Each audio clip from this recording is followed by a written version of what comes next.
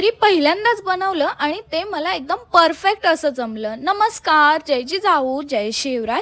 सकाळची सुरुवात ही खूप छान झाली होती. सकाळी किती जरी घाई असले ना, तरी मी माझं स्किन केअर कधीच विसरत नाही. सगळ्यात पहिले तर मॉइश्चरायझर आणि सनस्क्रीन खूप इम्पॉर्टंट आहे. तुम्ही सुद्धा नक्की यूज करा. यूज केल्याच्या नंतर तुम्हाला हळूहळू त्याचे रिझल्ट दिसायला लागतील. त्यानंतर दुपारनं मी लगेच मेथीची भाजी निवडायला घेतली होती, कारण की संध्याकाळी मला तीच बनवायची होती. सगळ्यात बोरिंग काम माझ्यासाठी असतं हे निवडणं, परंतु काहीच पर्याय नव्हता. त्यामुळे मी भाजी आधी निवडून घेतली होती आणि बनवायला ही अगदी सोपी आहे, खूप सोपी आहे आणि मला तरी खूप आवडते ह्या अशा पद्धतीने बनवलेली.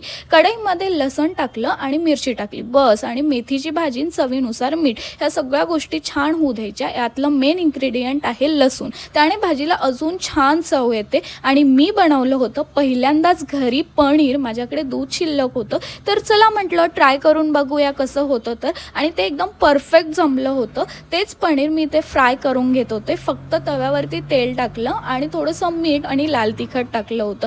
पनीर मेकर नसल्यामुळे त्याला काही विशेष शेप आला नाही, परंतु मी इथून पुढे घरीच पनीर बनवणार आहे. त्याआधी मी पनीर मेकर नक्की ऑर्डर करणार आहे. छान जेवण झालं होतं. चला लवकर सबस्क्राईब करा. चलो बाय.